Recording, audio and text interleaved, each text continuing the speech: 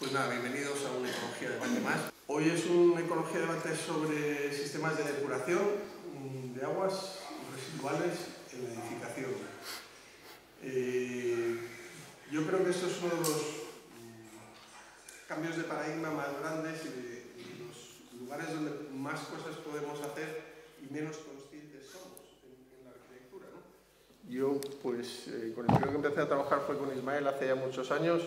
Ahora os voy a presentar un poco toda la mesa y me di cuenta realmente que nosotros nos podemos bañar en nuestros propios residuos, ¿no? Eso conceptualmente es un cambio de paradigma bestial. O sea, que el agua residual, que siempre hemos considerado como un agua mala, si no la ensuciamos en un sentido químico excesivamente y generamos un proceso de depuración, al final podemos volver a darle un ciclo y la podemos limpiar al 100% y la podríamos volver a reutilizar, ¿no? Yo creo que eso no está dentro de nuestro pensamiento cultural, ¿no? Como sociedad que está acostumbrada a consumir y a soltar todo lo que le sobra, ¿no? y lo que le sobra sucio, ¿no? Entonces, vamos a hablar de sistemas de depuración, luego vamos a hablar de cómo los aplicamos o cómo los introducimos en el ecómetro, qué variables estamos teniendo en cuenta, y se trata de construir un pequeño debate entre vosotros, que controláis mucho de todos estos temas, para que vayamos sacando conclusiones y vayamos introduciendo los indicadores en el ecómetro. Hoy nos acompaña pues, Eliezer, especialista en temas de microorganismos, ¿no? Tú te dedicas más a la parte de depuración con microorganismos. Lo que es la microbiología en general, aplicando la aplicación. Es que he perdido aquí lo tengo. Óscar Domínguez, de Vertiarte, que estás especializado en temas de jardines verticales y depuración de agua, ¿no? Eres licenciado en Ciencias Biológicas y en la especialidad de Botánica. Jorge, que vienes de Biomatrix Water, ¿no? Que es una empresa internacional que ha estado, bueno, opera en todo el mundo, ¿no? Hemos visto depuradoras vuestras en Escocia y Manila, en depuraciones a gran escala. Y bueno, tu formación es licenciada en Ciencias Ambientales y llevas 10 años trabajando en estos temas de depuración biológica, ¿no? Luego lo que quiero es que hagáis una presentación cada uno de vuestro trabajo y de lo que hacéis más exhaustiva para luego entrar en el debate. Ismael Caballero, que es cofundador de Ismana, ingeniero en energías renovables en la Universidad de Parma y bueno, llevas como 20 años trabajando también en temas de depuración y energías renovables, ¿no? Más de 20 años con experiencias muy interesantes, ¿no? Me acuerdo que hace unos años me contabas con procesos de depuración en el Amazonas, ¿no? De extracción de temas de metales pesados en el Amazonas. Entonces yo creo que aquí hay una experiencia internacional y bueno, nacional e internacional en sistemas de depuración muy importante y si no sacamos aquí algunas conclusiones, pues va a ser difícil encontrarlas en otros lugares. ¿Quién quiere empezar? Eliezer, ¿estás tú? Bueno, no sé cómo está ordenado el tema del PowerPoint. Ana. Quizás Pues... Quizá la microbiología es un poco el final en cuanto a que se puede aplicar a todos los sitios, aunque también puede ser el principio en cuanto a que es la base de que yo veo... Pues dejamos a Eliezer al final, empezamos por Óscar. Es dar 10 minutos, 7 minutos, intentar ser breves, voy a ser bastante estricto con el tiempo. Me he comprado un reloj de arena, que lo he pedido por internet y no me ha llegado todavía para estas sesiones, porque es que en la última se nos fue el tiempo y la verdad, bueno, era una persona muy interesante, el Consejo de Seguridad Nuclear, que sabía un montón, pero al final se nos fue una hora de sesión con la primera ponencia. Entonces, desde ahí yo ya me he vuelto radical y os daré un toque de 1 minuto, entonces hablar tranquilamente, pero voy a intentar cortar a los 10 minutos para que tengamos oportunidad de construir el debate luego, ¿vale? Entonces, Óscar, cuéntanos un poco, bueno, ¿qué haces, tu visión sobre la depuración? Vale, os voy a contar un poco, bueno, nosotros nos dedicamos, en Vertiarte, a la jardinería vertical. Desde biológica, es una jardinería vertical que se basa en la depuración del aire, porque nosotros realmente cuando empezamos a hacer los jardines verticales, no empezamos haciendo jardines verticales como tal, estamos buscando un sistema para depurar el aire. Hay estudios en el que se muestra que en las raíces de las plantas viven unos microorganismos en la rizosfera que son capaces de tomar diferentes tipos de sustancias y de elementos y hacerlos aprovechables para las plantas. Ponen ahí un sistema que es la rizosfera y lo que necesitamos era potenciar eso. Para potenciarlo necesitábamos que el aire estuviera el máximo posible en contacto con la raíz de la planta, con la rizosfera. Por lo tanto, estaba buscando un sistema de jardinería vertical a dos lados, es decir, que entrase el aire por delante y por detrás para aumentar la superficie en contacto con el aire. Encontramos un sistema que utilizamos un sustrato en el cual son 5 centímetros de sustrato y aquí las plantas desarrollaban las raíces y ponían en contacto directamente la rizosfera con el aire. Esto fue quizás el inicio, ahí empezamos a trabajar. Luego hubo una posibilidad, surgió la de aprovechar justamente esta característica para depuración del agua. Si nosotros en el agua que echásemos a estos jardines verticales fuera agua para depurar, nos preguntamos si era capaz de utilizar los mismos microorganismos sin tener que utilizar macrofitas, es decir, sin hacer estanques, sino hacerlo en vertical. La ventaja que tenía en vertical es que se podían hacer paredes más altas y podían hacerse la depuración muchísimo más en la superficie. En esa fase estamos. Estamos en esa fase porque durante este proceso hemos visto que la importancia que tiene el sustrato. El sustrato es muy importante para la depuración, es decir, nosotros necesitamos unos sustratos en el cual los microorganismos puedan desarrollarse perfectamente para que esté más en contacto con la rizosfera y no se produzca ningún tipo de colapsos en el suelo, no se produzca ningún colapso en el cual haya procesos anaeróbicos que pudieran perjudicar a la planta. Entonces, ahora estamos en una fase de investigación de sustratos. Paralelamente, estamos también trabajando con el tema de las cubiertas. Todo esto lleva, como veis, esto es un proceso, empezamos por los jardines verticales, terminamos con las cubiertas. Y en las cubiertas también vimos la posibilidad de, ya que en vertical tenemos, digamos, ese problema de tener que echar el agua constantemente que esté circulando, o un espacio donde tener también un sistema de desarrollo de plantas en contacto con el agua contaminada, ¿no? Para depurar.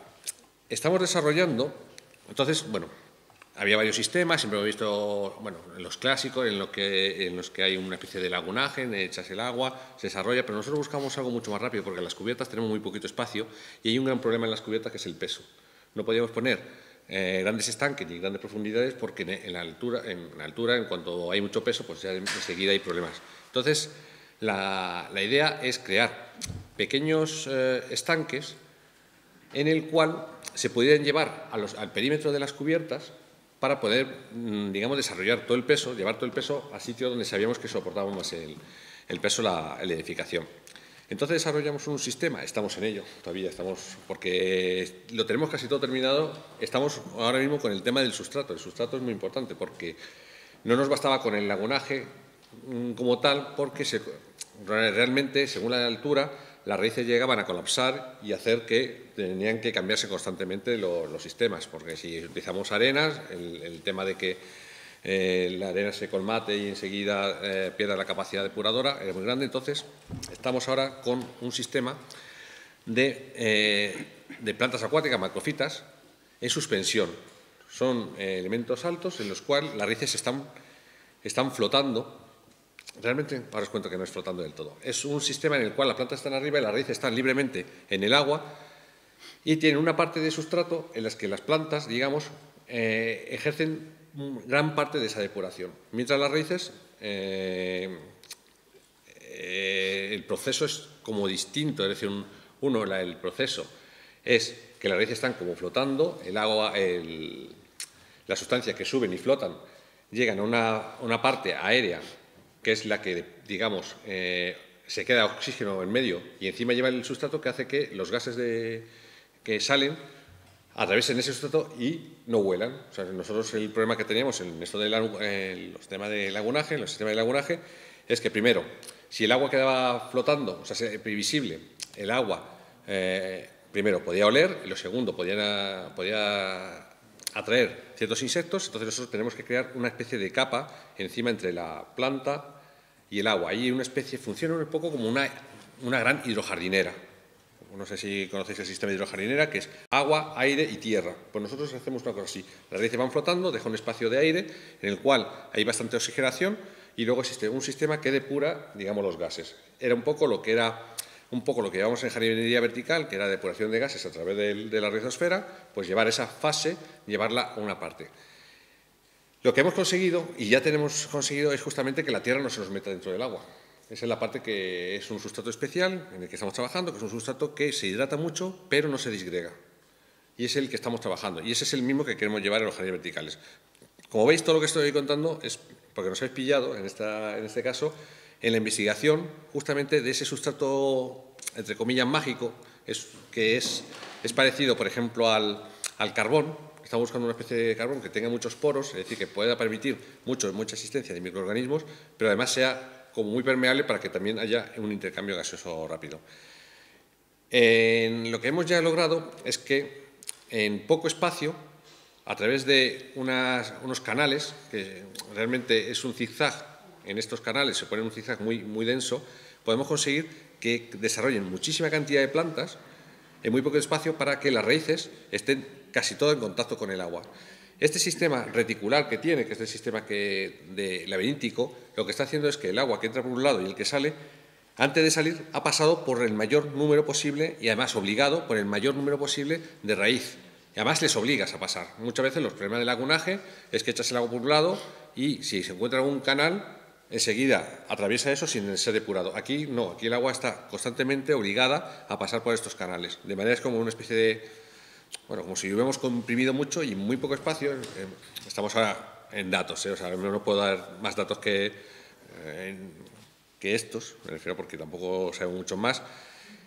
Es como si una gran... O sea, de 100 metros se nos quedan en poco menos de 6, o sea, lo que es hacer esta fase reticular. Al meter este laberinto y al haber experimentado con la jardinería vertical que el espacio tampoco es tan importante, simplemente lo que es importante es cómo se desarrollan las raíces y cómo se tiene la densidad de raíces y cómo es posible que en muy poquito espacio existen muchas raíces y vivan todas, porque es un poco...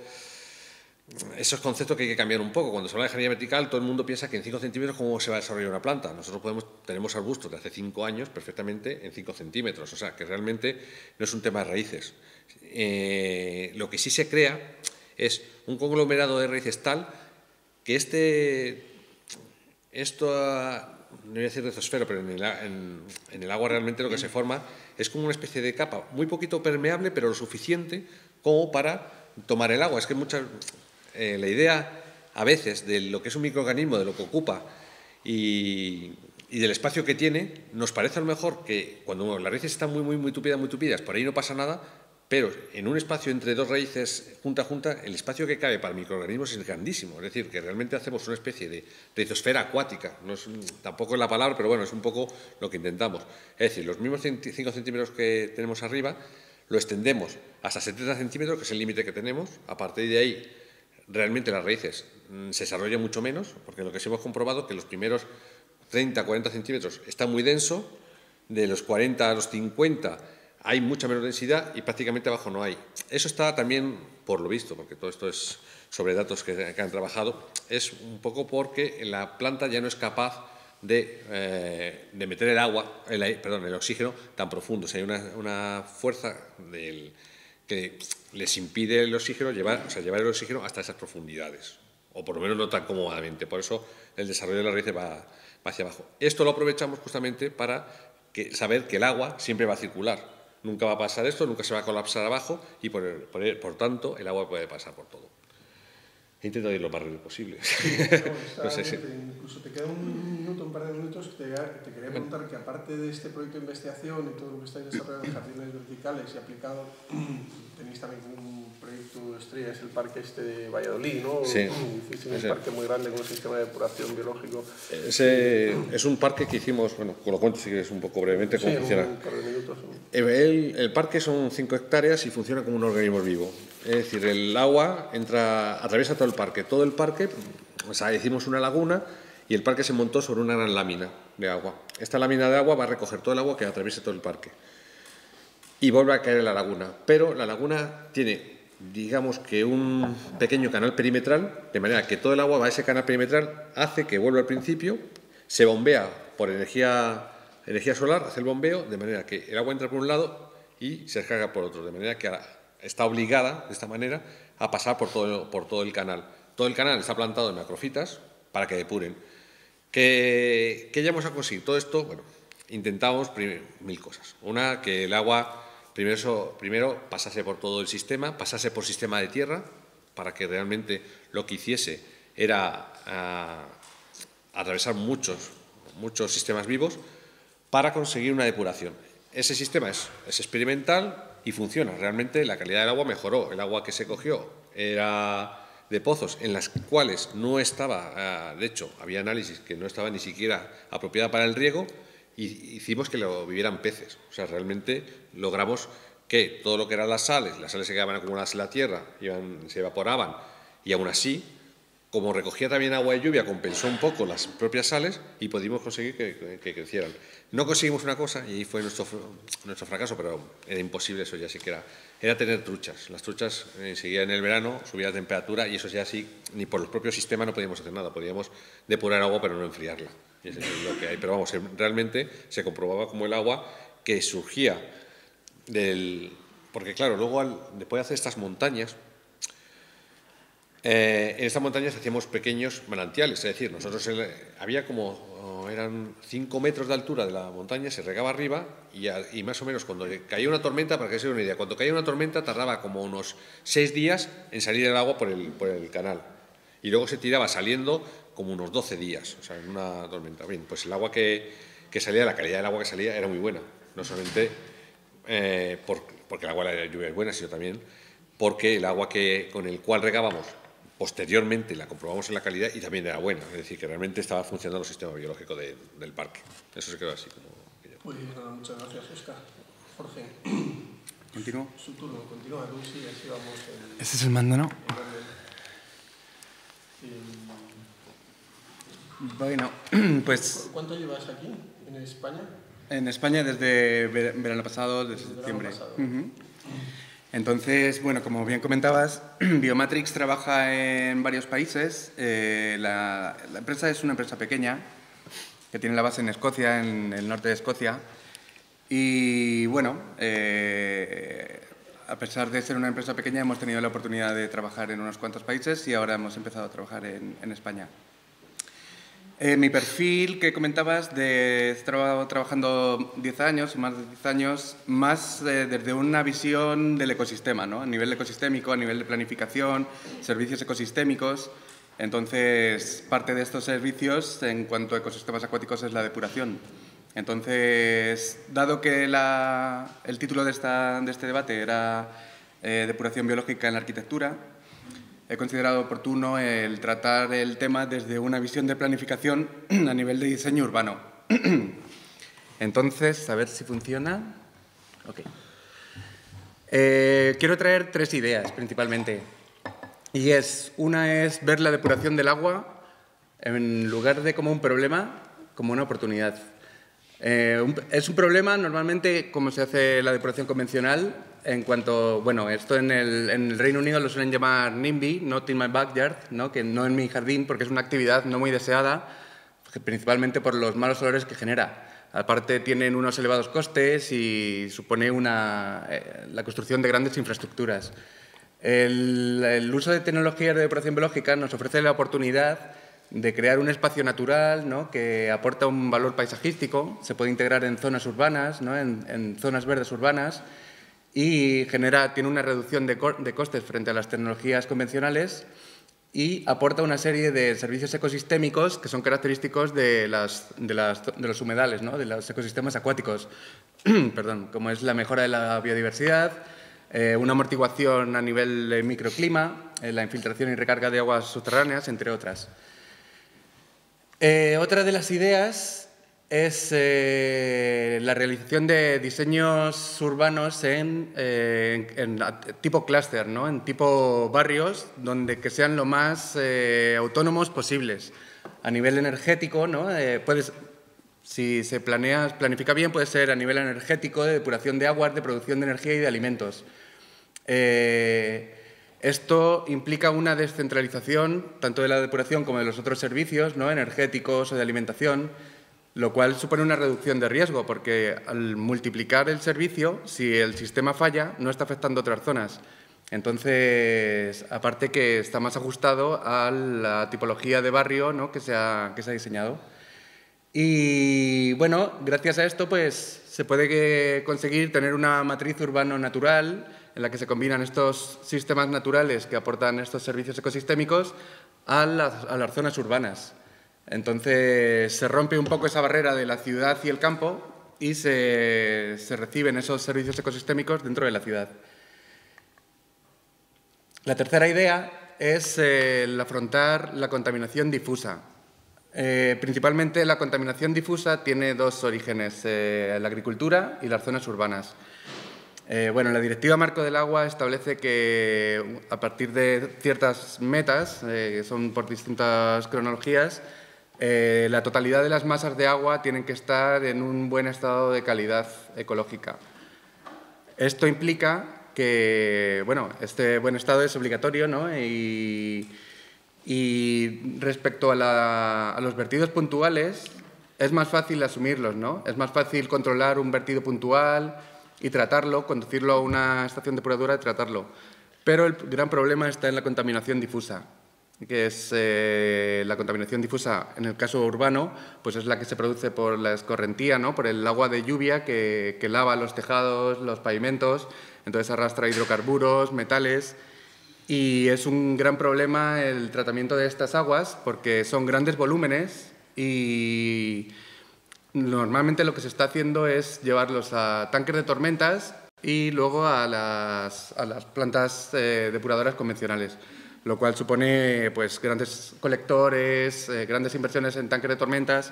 Entonces, los sistemas de depuración biológico adaptados a esta aplicación, como se suelen llamar en Reino Unido, se llaman Sustainable Urban Drainage Systems, sistemas de drenaje urbano sostenible, lo que permiten es depurar el agua in situ y no tener que trasladarla a otro lugar. Entonces, en el lugar donde está cayendo, se está tratando y se está infiltrando y se está recuperando a las masas de agua subterráneas.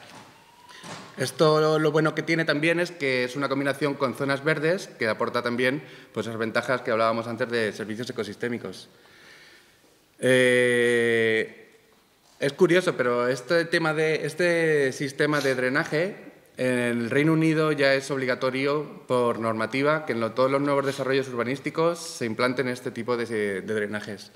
Aquí en España todavía se sigue por la tendencia de construir grandes tanques de tormentas. De hecho, el Ministerio publicó hace poco una guía metodológica para el diseño de tanques de tormentas. Y nada, por contar un poquito de Biomatrix Water, lo que hacemos, pues dentro de estas aplicaciones que hemos comentado, principalmente lo que hacemos son sistemas flotantes, islas flotantes, que por un lado mejoran la calidad del agua y por el otro mejoran la biodiversidad como un ecosistema acuático, ¿no? Hay muchas masas de agua, sobre todo en zonas urbanas, que han perdido esa característica de ecosistema, digamos, o esa naturalidad, pues porque no tiene una vegetación de ribera. Entonces, digamos que le faltan esos elementos. Entonces, estos ecosistemas flotantes, como los llamamos nosotros, lo que hacen es aportar esos servicios ecosistémicos que se han perdido con la eliminación de las riberas o de componentes del ecosistema, principalmente de la vegetación. Esto que veis es una estructura flotante y luego aparte se combina también con zonas aptas para la avifauna, ¿no? Entonces está mejorando, por un lado, tanto la calidad del agua como la biodiversidad, tanto acuática como aérea. Este proyecto está en Inglaterra, en Lincoln. Este es un proyecto que hicimos hace unos años en Manila. La foto de arriba a la izquierda es el mismo canal del de abajo a la derecha, pero lleno de basura. Entonces, lo que se hizo fue primero retirar toda la basura en flotación y luego instalar esa serie de ecosistemas flotantes para aportar pues, unas riberas naturales que aportan esos servicios ecosistémicos. Lo bueno de los servicios ecosistémicos es que a los humanos nos sale gratis, ¿no? Digamos, son funciones que ofrece la naturaleza y que nosotros al eliminarlos estamos perdiendo ahí un servicio, ¿no? Que obtenemos de manera gratuita. Entonces, al aportar estos ecosistemas, lo que hacemos es recuperar esos servicios. Este es otro ecosistema flotante. En ocasiones metemos sistemas de aireación para potenciar los procesos de depuración. Este tiene en el centro un sistema de aireación. Esta es un poco la estructura básica del ecosistema flotante, ¿no? Pues, es un sustrato, bueno, con la vegetación que alberga y abajo tiene todo el sistema radicular. Todas las columnas que veis abajo pretenden aumentar la profundidad del sistema radicular para que se asiente la comunidad bacteriana en forma de biopelícula. Este es un proceso de evolución de una ribera flotante. Es un canal, ¿no? Que tiene márgenes rígidos. Entonces, al aportar estas riberas flotantes, lo que hacemos es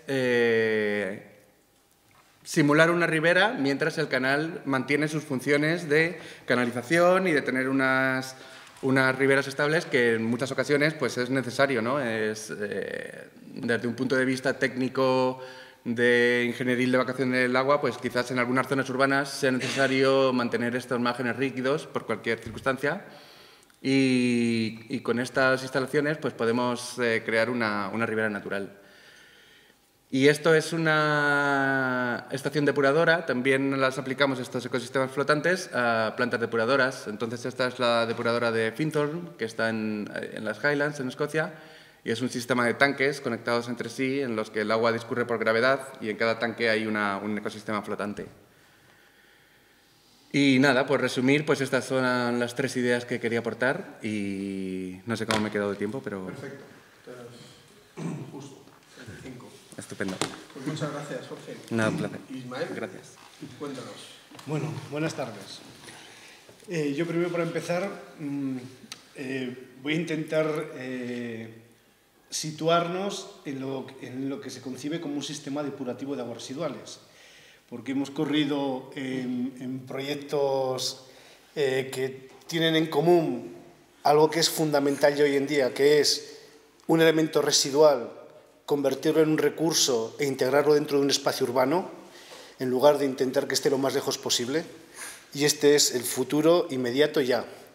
Y bueno, luego os contaré cómo deriva todo esto todavía en una tecnología más avanzada y de desarrollo donde se funden los sistemas depurativos con procesos de generación de energía.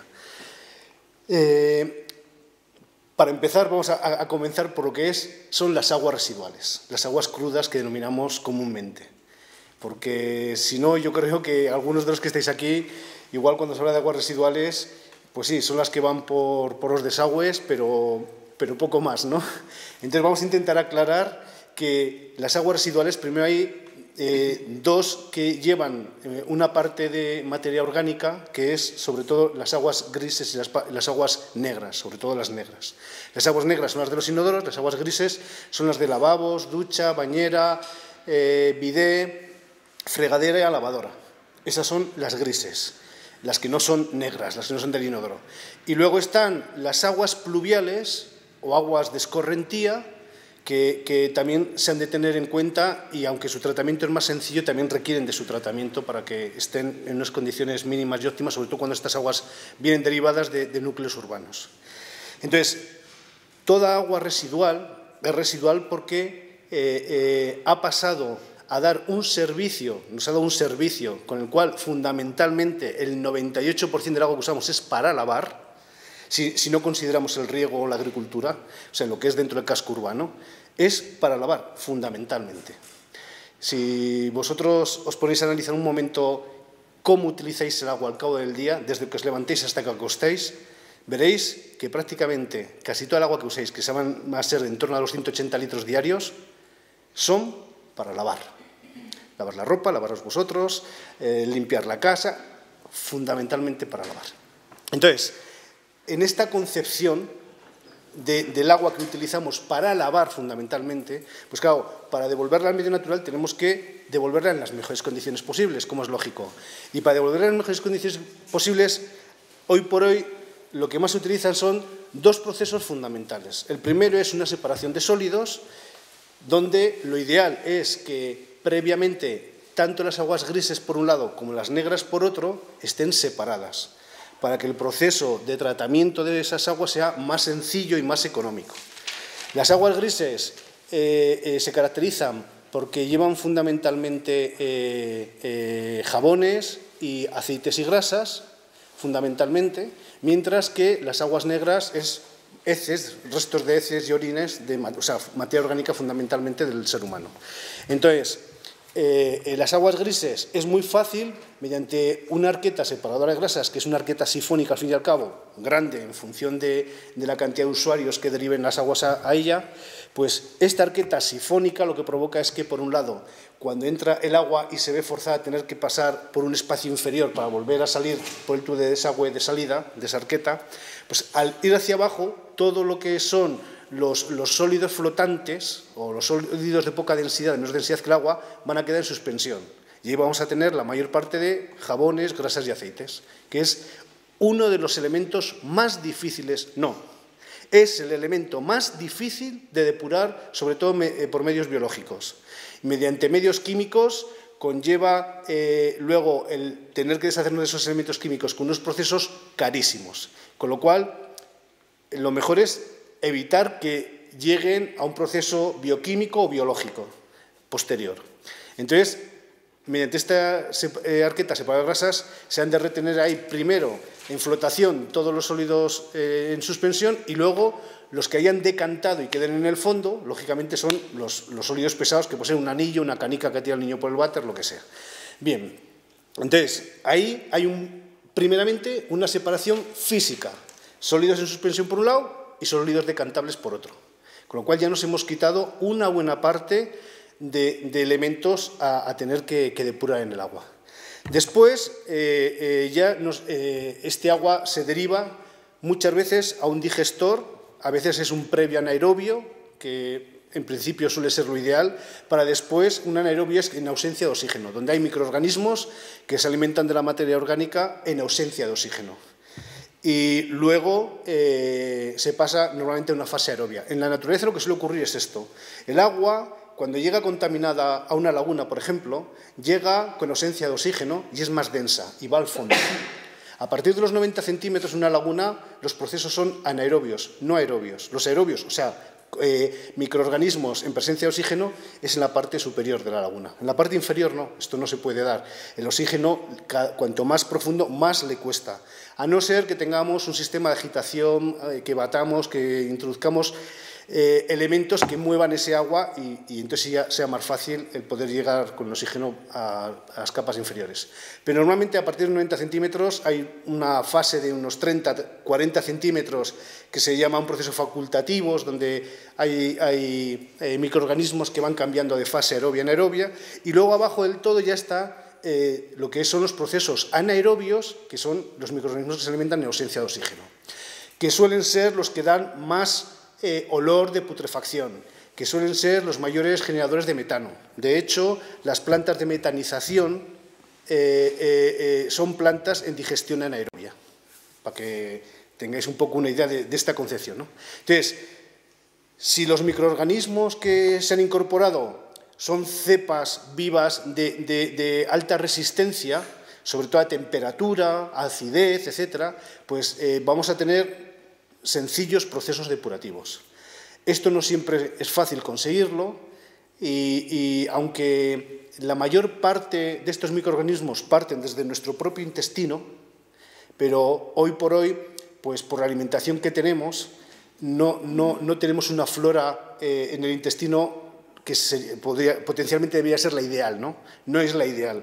Hay muchos microorganismos hoy en día que nos faltan, que hace 30, 35 años nuestros padres, nuestros abuelos tenían en sus intestinos y nosotros los perdemos a los 6, 7 años. La mayor parte de la microflora que tenemos en los intestinos, la mayor parte la adquirimos en el momento de nacer, por increíble que esto parezca. que es cuando pasamos por el cuello del útero de la madre. En ese momento, cuando la madre, bueno, si se pone al pecho al bebé,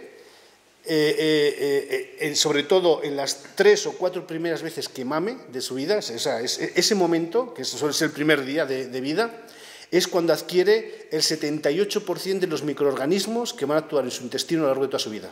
Pues hoy, en la vida que llevamos hoy en día, a partir de los 6-7 años, la mayor parte de esos microorganismos ya los hemos perdido.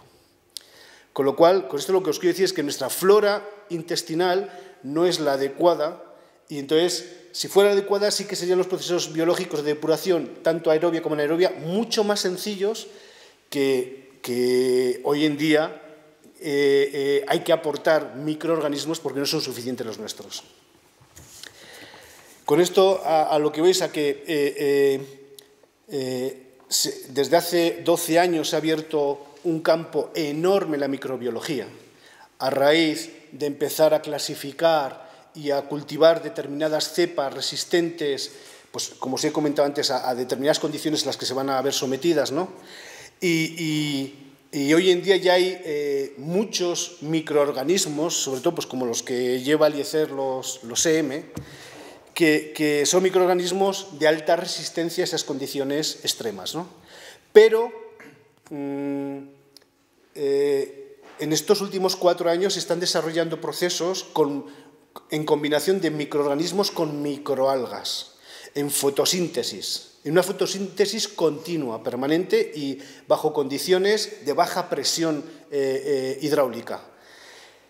Se están consiguiendo que haya procesos de depuración con microalgas embutidos en ampollas de vidrio, donde la depuración, se consigue depuración de el agua residual de mucha mejor calidad, el agua efluente, que con los procesos depurativos convencionales o incluso los que estamos viendo ahora tan avanzados, ¿no?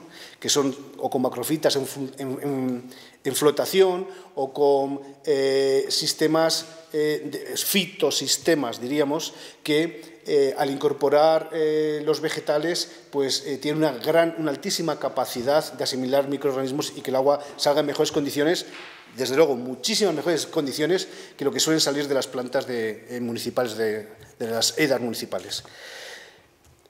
Entonces, ya para terminar, ahora mismo estamos trabajando desde Ismana, junto con el Instituto Pasteur y con BASF de Düsseldorf, con 2 laboratorios de base en Düsseldorf, estamos trabajando en esta creación de fitosistemas complejos, que han querido denominarlo así, que es el combinar determinados microorganismos junto con microalgas, sobre todo la Darema D365, que es la que se ha visto más efectiva para que el agua con nitritos y nitratos pueda extraerse de ahí hidrógeno, y ese hidrógeno mediante un compresor de tornillos se mete en una cámara criogénica y desde ahí ya tenemos hidrógeno como elemento energético para poder hacer funcionar un coche, un centro de cogeneración, una central térmica, una central eléctrica, lo que queramos.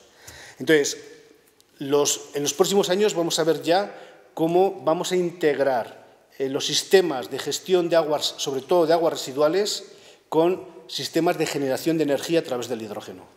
Y esto sí que va a ser un salto espectacular en nuestro proceso evolutivo, que va a marcar nuevas pautas que van a condicionar nuestra forma de funcionar como sociedad. Porque no vamos a dejar de ser dependientes del petróleo, algo utópico hasta hace muy poco, y por otro lado, sin tener que introducirnos en complejos sistemas derivados de las energías renovables, como puede ser la fotovoltaica, como pueden ser los grandes aerogeneradores, de una forma mucho más sencilla. Vamos a tener prácticamente terminado el proyecto para mayo de Aranjuez Sostenible, se llama. Y el proyecto trata de 2 grandes plantas de tratamiento de las aguas residuales, pero en este caso de los ríos, donde juntamos las aguas residuales del municipio de Aranjuez, que somos 60.000 habitantes, con las aguas del Jarama y las aguas del Tajo, que son aguas con unos altos índices de nitratos, que es justo lo que necesitan estas microalgas. Y con ellas la idea es producir el hidrógeno suficiente para que Aranjuez sea totalmente autosuficiente, incluso en transporte público. De tal manera que la calefacción, el agua caliente sanitaria y el movimiento urbano del transporte va a poder funcionar con este sistema de hidrógeno. Y con ello, el proyecto, en la primera evaluación, en 14 años de toda la inversión, que una planta vale 7,5 millones y la otra 11, con esta inversión se consigue un retorno de capital en 14 años de toda la inversión. Y a partir del 14 año, incluido mantenimiento del planta y todo, o sea, el coste energético se divide en un 14% a lo que nos cuesta actualmente. Si consideramos que 1 kilovatio nos cuesta 14 céntimos. Ya está, vale. Entonces, ¿el mito se va a hacer realidad?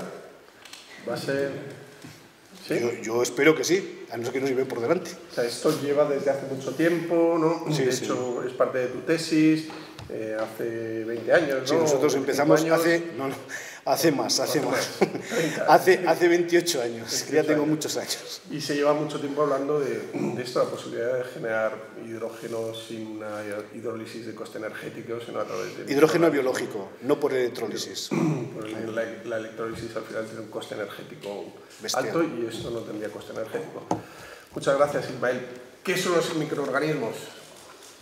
Bueno, el ECER, porque hablamos de microorganismos, que parece que es como la panacea, y es cierto que el mundo ahora se está moviendo por lo micro, en buscar la vida en lo micro y cómo bueno, pues se pueden regenerar muchas cosas que nos hemos cargado a través de los microorganismos, y supongo que habrá buenos, malos, son todos buenos, ¿no? Siempre se habla de los microorganismos buenos, malos y regulares, ¿no? Nos habrá de todo tipo. Aerobios y anaerobios. Cuéntanos.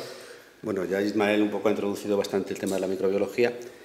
Los microorganismos, yo llevo años trabajando con el tema de microorganismos, empleándolo en distintos campos, en la agricultura, en el compostaje, en mantenimiento de lagunas, aguas residuales.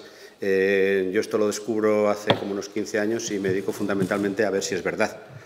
Pero todo esto, pues con ayuda de ganaderos, agricultores y demás, pues vamos viendo el funcionamiento y es una realidad. Luego está el tema de la realidad cuando llegas a la dosificación que tienes que hacer, todos esos son trabajos ya más arduos, pero el funcionamiento de la microbiología es fundamental en todos estos campos. La microbiología con la que yo trabajo es microbiología, curiosamente, fundamentalmente anaerobia. Los microorganismos anaerobios se supone que fueron los primeros pobladores del planeta.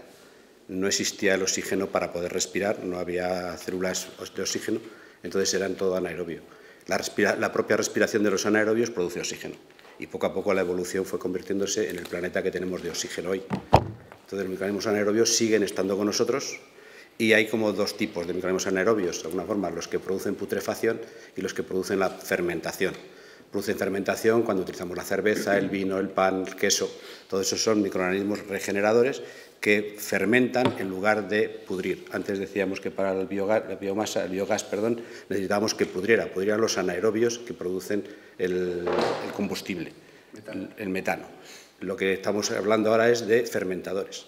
Entonces, cuando esto se aplica a la materia orgánica, tenemos otra idea. Es decir, yo cojo materia orgánica y le inoculo levaduras, microorganismos fermentadores que me transforman la materia orgánica. Entonces, cuando está utilizándose, por ejemplo, muchos de los microorganismos que trabajan en las macrófitas, pues son estos tipos de microorganismos que están haciendo esa regeneración. Muchos de ellos son anaerobios también, otros son facultativos, que son los que pueden trabajar como aerobios o anaerobios. Se me ha ido el... Ya. Bueno, el otro tema es dónde están los microorganismos. Los microorganismos están en todas las partes. Vivimos en una sopa de microbiología. Entonces, igual que para que exista vida necesitamos el agua, para que los seres vivos superiores estemos vivos necesitamos microbiología. Nuestro sistema digestivo, todo nuestro sistema inmune, todo depende de la microbiología. Llegamos a tener 2 kilos de microbiología en nuestro peso, 2 kilos son microbiología. Ahora se está haciendo investigaciones médicas, incluso viendo cómo la microbiología es gran parte responsable del sistema inmune, y en el colon se están haciendo trasplantes de lo que es la flora del colon para determinadas enfermedades. Está empezando a publicarse. Entonces, lo que hacemos cuando metemos microbiología en la materia orgánica, al fermentar y evitar la putrefacción, nos sirve para hacer una fermentación, por ejemplo, del compostaje. El compostaje, en lugar de ser oloroso, ya no hay amoníaco, no hay sulfuro, no hay pérdidas de nitrógeno y tenemos un compostaje mucho más rápido y mucho más higiénico y mucho más rico en nutrientes. En las aguas residuales se puede potenciar, las depuradoras, por ejemplo, cuando tienen olor, se les puede añadir microbiología para potenciar y resolver los problemas una vez que arrancan, por ejemplo, las de macrófitas, que necesitan a veces la primera fase en la que las plantas todavía son pequeñas, no funcionan y puedes compensar. La microbiología también trabaja en profundidades más, es decir, esta microbiología llega a más profundidad, puesto que al producir oxígeno puede llegar, es decir, está más oxigenada lo que es el vaso del residuo líquido. Igual, y por ejemplo, en los compostajes vemos como, aunque es un microorganismo, fundamentalmente hay aerobios y anaerobios, pero fundamentalmente son anaerobios, cuando nosotros medimos el oxígeno dentro del montón de compost, en ese montón hay oxígeno. Tanto como si estuviéramos moviendo el compostaje. Normalmente se hace a base de oxigenar, mover muchas veces el residuo para que las bacterias aerobias trabajen y vayan descomponiendo. Entonces, vamos para abajo.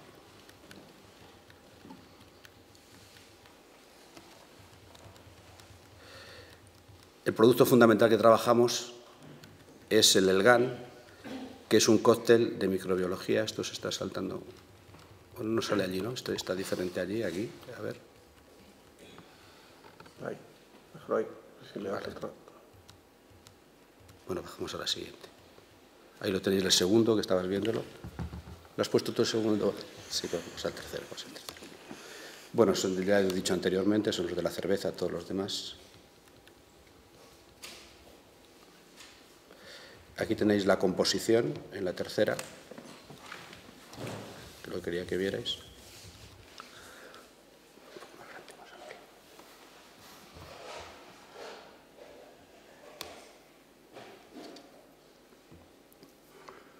Tenemos la levadura, las bacterias y luego hay además de las un poco más para abajo. Se ve arriba. Las bacterias ácido-lácticas, las fotosintéticas, las levaduras y luego las bacterias descomponedoras de la grasa y la celulosa. Este es otro grupo último, son el que nos ayudan en el compostaje y en la materia orgánica, fundamentalmente. Luego otro de los factores es que al meter un cóctel microbiológico estamos consiguiendo un resultado equilibrado. Es decir, si nosotros metemos una sola bacteria, lo que estamos haciendo normalmente es un desequilibrio. Entonces, al hacer una mezcla son 80 variedades, entonces cuando llegan al suelo, cuando llegan a compostaje, se produce un equilibrio. Las que no se adaptan mueren, pero otras se reproducen y al final es mucho más variado y mucho más regenerador que si metemos una sola. Crearíamos un desequilibrio.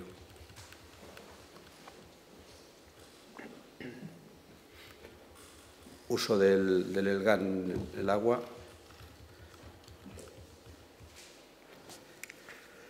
El Elgan lo estamos utilizando también para regeneración de aguas, para costas, para zonas de ríos y demás.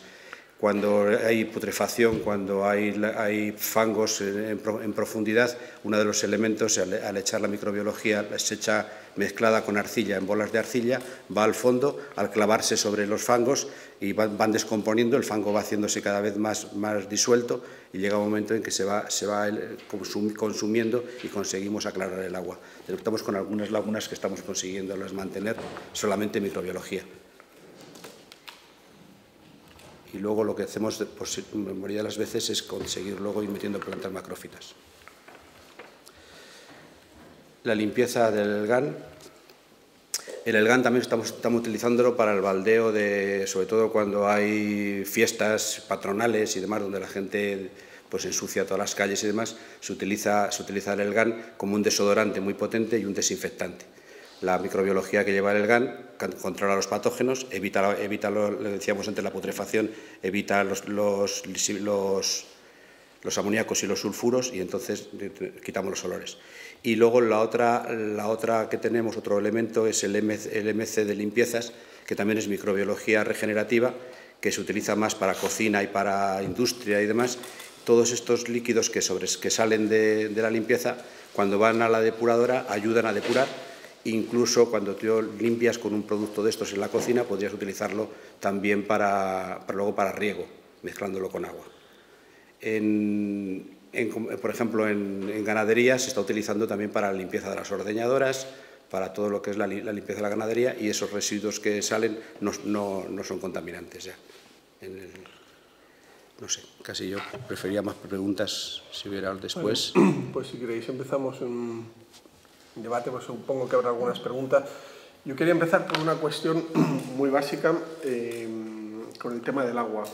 Culturalmente entendemos, y todas las certificaciones o los sistemas que tratan de enfocar el tema del agua están basados en la reducción de consumo, ¿no? La mayoría, reducir consumo a través de perlizadores, a través de inodoros, pero quería preguntaros así, una pregunta muy básica: ¿qué creéis que es más importante? ¿Gastar poco, ensuciar poco o limpiar mucho? O la escala, ¿no?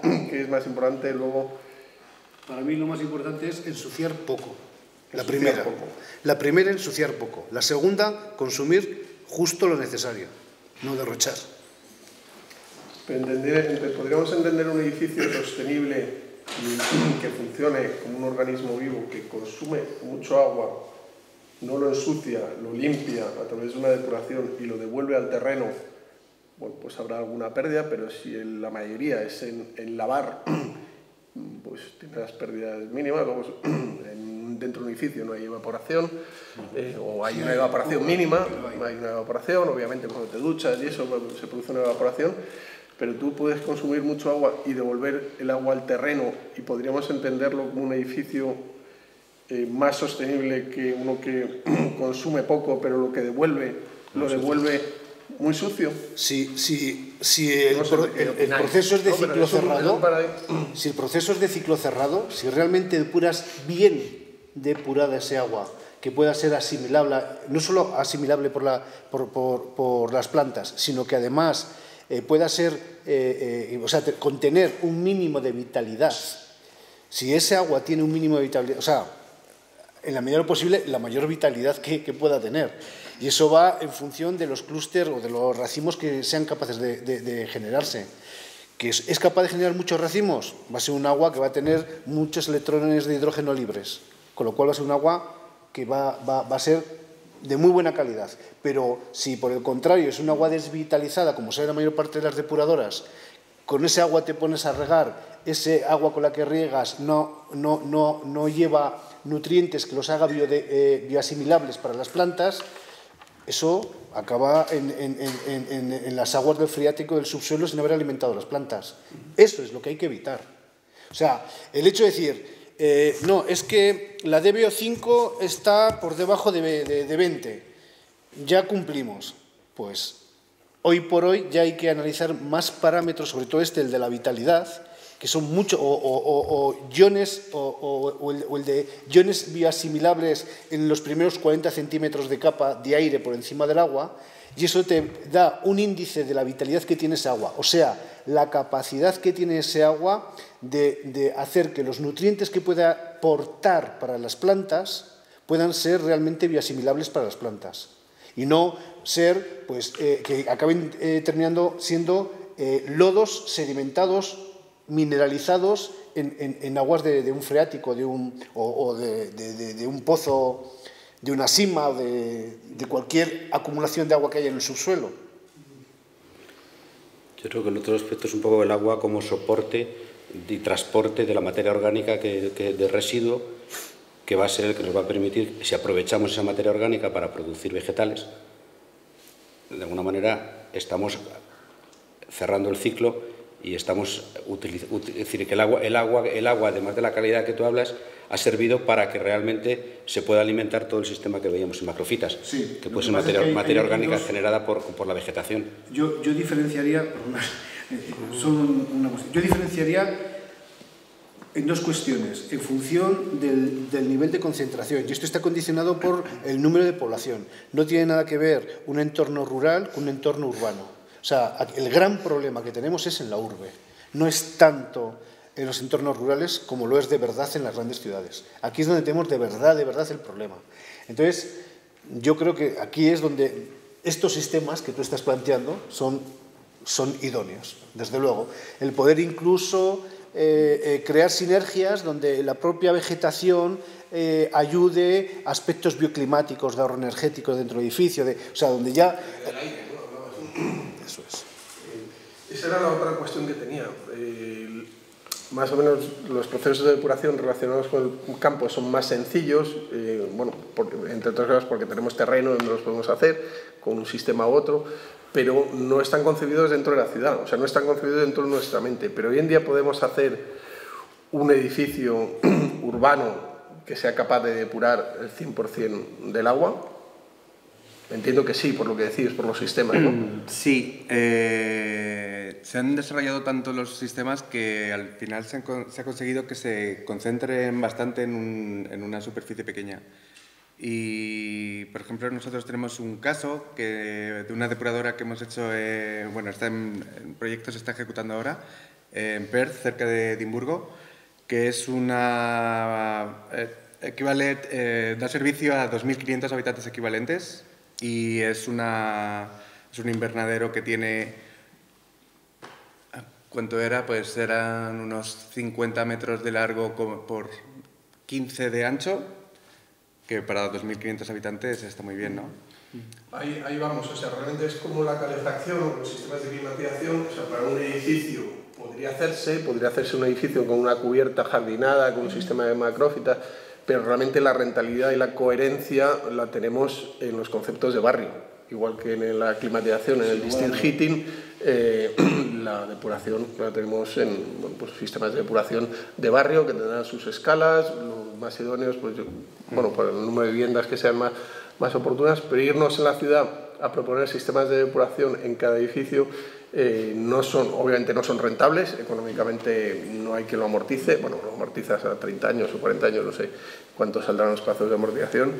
Lo ideal son parques fluviales, crear parques de barrio, parques fluviales, donde haya una parte del agua que sea en el primer proceso de digestión, tiene que ser en la medida de lo posible en subsuperficial, o sea, agua que no tenga lámina en contacto con el aire exterior, porque con este agua podemos tener problemas, sobre todo en verano, con los mosquitos y demás, que son nos fastidian bastante, ¿no?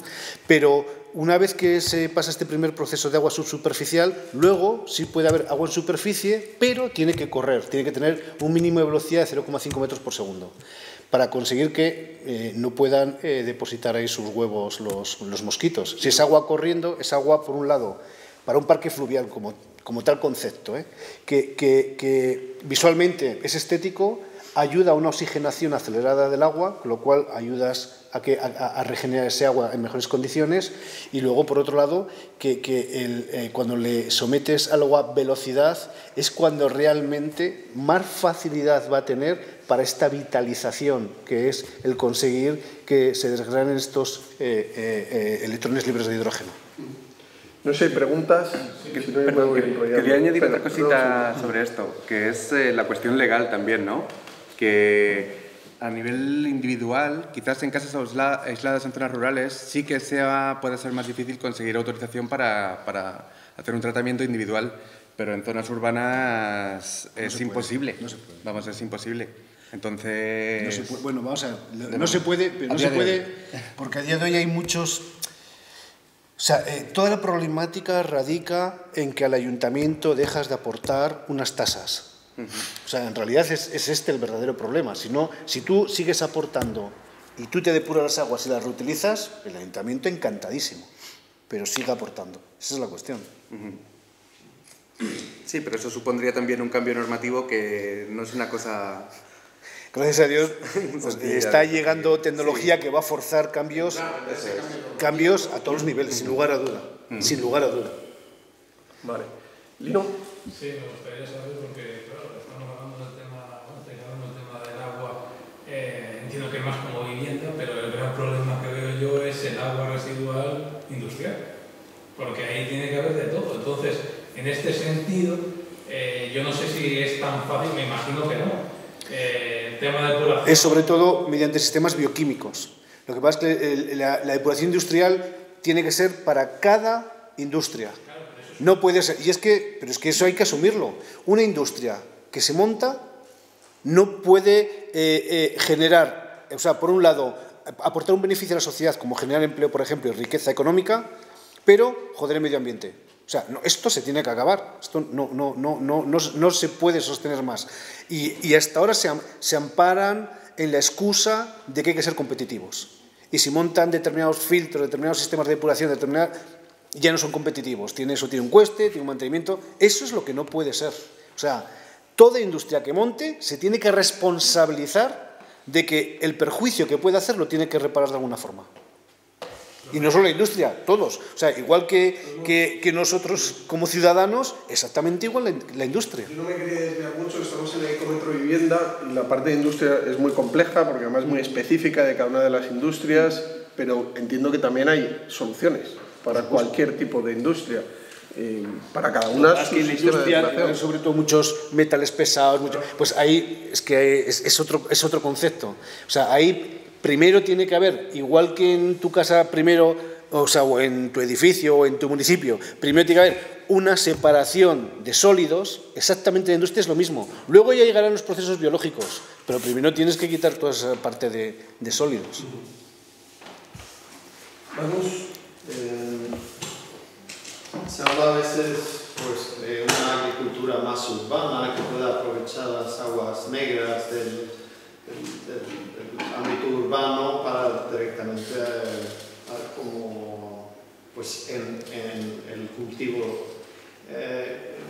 En algunos sitios prohíben el uso de las aguas negras humanas porque dicen que contienen demasiado hormonas, antibióticos, metales pesados. Puede ser. No, metales pesados es difícil. Bueno, pero sí, hormonas y antibióticos sí, desde luego. Sí.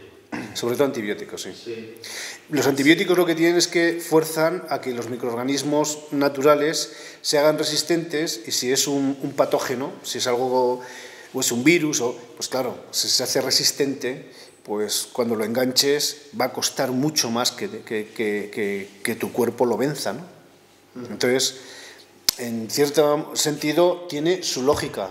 Lo que pasa es que dentro de este cambio de paradigma también tiene que cambiar eso. O sea, el uso, en este caso, de determinados medicamentos que pueden hacer fuertes a esto, es que primero igual el que use esos medicamentos no va a poder defecar de cualquier manera, igual tiene que defecar en un lugar determinado para tener un tratamiento específico y así no poder generar un posible daño al resto. Como las industrias tienen que ir a exactamente. La fuente, ¿no? Exactamente. Entonces, a mí eso me parece un mundo, claro, tú haces una casa muy biológica, un sistema de depuración biológico, tienes que hacer un manual de uso y mantenimiento. En el manual de uso y mantenimiento puedes meter requerimientos, como decías al principio, de no ensuciar, es decir, ya ahí viene el requerimiento de un detergente biológico, biodegradable, no sé qué, eso es muy importante. Y además, en el manual de uso y mantenimiento puedes poner que, oye, si estás enfermo y estás tomando antibióticos, ten en cuenta que tu casa es un sistema vivo y, yo qué sé, habrá que hacerle un váter seco en la casa o un sistema... pero ¿es una tontería lo que digo? No es ninguna tontería, pero es que lo que mejor funciona es que si tú el agua que vas a utilizar es agua regenerada por ti mismo, es tu propia agua, que la regeneras para ti mismo, verás cómo pones cuidado en regenerarla bien. Cuando es para otro y va fuera de casa, pero como vaya y vuelva para ti, verás cómo pones cuidado. Bueno, y también hay una cuestión que es también el tipo de agua que estás utilizando, ¿no? Porque las aguas negras sí que después de un proceso de depuración las puedes utilizar para regar especies no comestibles, ¿no? Especies forestales, ornamentales, entonces... Depende en qué condiciones también comestibles. Depende en qué condiciones. Sí, depende, claro. Pero si hay una división de aguas negras y grises, las aguas grises, y si utilizas jabones biológicos, detergentes biológicos, es muy fácil eliminar esa parte residual esa sí que es apta, ¿no? para producir alimentos. Entonces, si haces una división de aguas, sí que puedes utilizar pues unas para el mantenimiento de zonas más silvestres, forestales, y otra para producción de alimentos.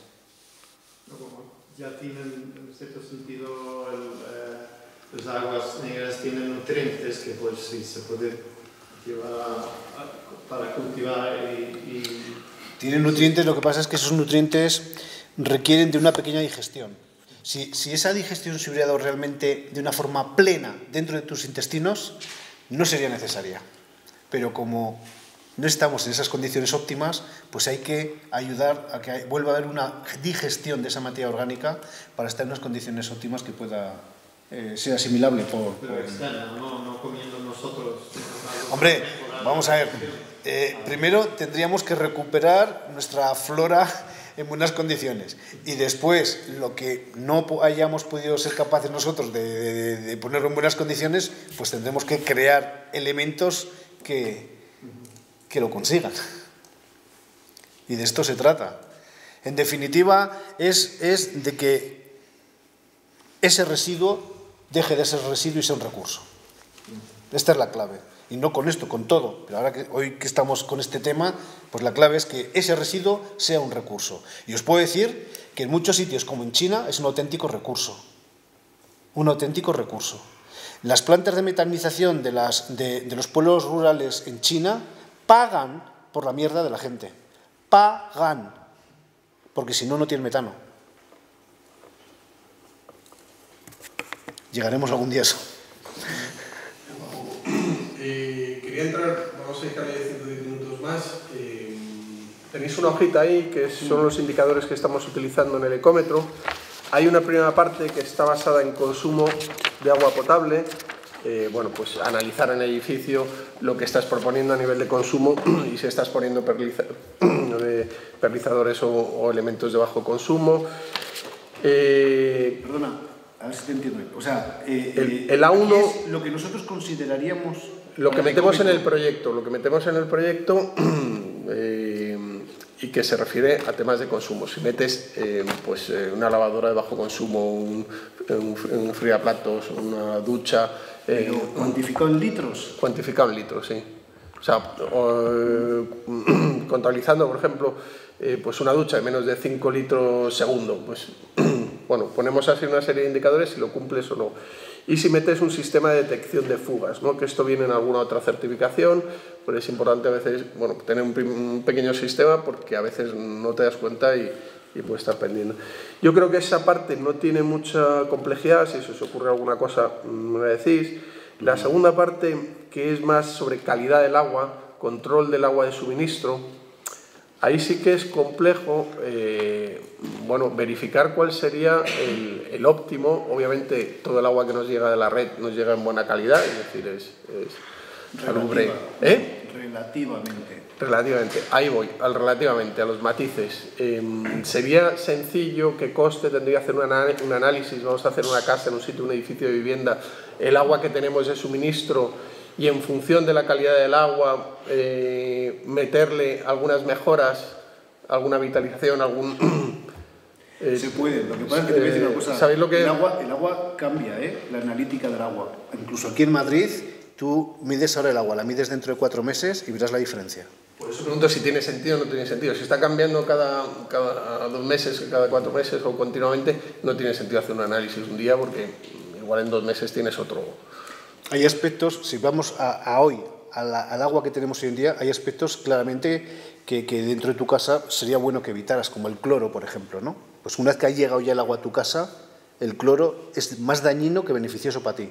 Va a ser beneficioso en el transporte, pero una vez que ya llega a tu casa para tú beberla, o para tú consumirla, no es beneficiosa.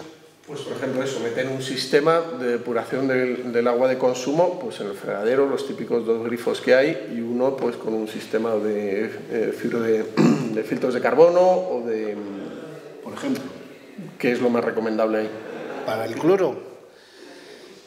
Entre otras cosas, para la ducha, pero sí, está planteado así porque el sistema es así. Igual se podía plantear ahí, pues igual consumo de agua no potable para el inodoro, pues que eso te dé una valoración, ¿no? Esto sí que sería muy positivo y es muy factible, muy sencillo de hacer, conseguir que las aguas grises, solo las grises, se depuren en el propio edificio para volver a entrar en el circuito de inodoros. Tener en cuenta que el inodoro se lleva 1/3 del agua de toda la casa. 1/3. 60 litros diarios por persona. Perfecto, pues sí, eso es una gran aportación. Yo creo que si lo definimos así, ¿no?, podría ser interesante y que eso pues puntúe. Obviamente, para hacerlo tienes que hacer un sistema como el que propone Ismael. Pues muchas gracias, Ismael, Jorge, Óscar, Eliezer. Es un placer que hayáis venido y bueno, pues esto a nosotros nos sirve mucho para seguir con nuestra certificación del ecómetro. Os mandaremos información de cómo va quedando y nada, seguimos en el próximo Ecología Debate, que es el 7 de abril, que vamos a hablar de análisis de ciclo de vida. Diego Ruiz va a explicar cómo estamos desarrollando todo el proceso de análisis de ciclo de vida en la certificación del ecómetro. Vale, pues no sé si hay alguna pregunta, alguna historia. No, yo... ¿Cerramos? ¿Tenemos que rellenar esto? No, hoy nos vamos a hacer trabajar. Era simplemente... Eso era para que lo tuvieseis delante. Si como reflexión se os ocurren cosas, como lo que ha dicho Magnus o cualquier cosa, nos lo mandáis, o lo hablamos ahora, nos lo mandáis por mail. Oye, yo creo que habría que introducir esto, lo otro, y nosotros dentro de los debates que hacemos sobre indicadores internos del ecómetro, pues queremos acabar la herramienta de aquí a junio y bueno, vamos introduciendo todas estas cosas y si no, en posteriores revisiones se van introduciendo más cosas. Hay un apartado que estaría bien, procedencia del agua. Procedencia del agua. No tiene nada que ver que sea de un pozo del subsuelo, que de un manantial, que de una presa o incluso de la lluvia. Yo creo que la procedencia es muy importante a la hora de estudiar, quizás más que para una vivienda, pues para un proyecto urbanístico. Pero ¿qué capacidad? Eso lo podemos meter en la parte del mapa de aproximación. ¿Y qué capacidad tiene el técnico si le viene de un sitio u otro para... Aquí lo que valoramos son medidas que puede introducir un técnico, un arquitecto, para hacer un proyecto y para mejorar. ¿Una vivienda o un proyecto urbanístico? Un proyecto de una vivienda. Estamos hablando de viviendas. Claro, es que si es de una vivienda no hay ninguna capacidad. O sea, es la que el municipio te aporta, a no ser que esté aislado. De barrios, ¿no?, que está planteado y algún día trabajaremos a escala de barrio, como generar una serie de indicadores en el ecómetro que sean capaces de analizar un barrio en este sentido. Es que la verdadera arquitectura va a pasar por arquitectura de barrios. Se va a acabar lo de arquitectura de casita individual, ¿eh? Claro, pero bueno, para eso hay que pensar desde ahí, ¿no? Y eso tiene relación con los políticos, ¿no?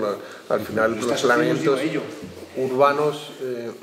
La demografía nos obliga a tener que tender a ello, nos guste o no. Pues nada, lo dicho, cerramos. Muchas gracias.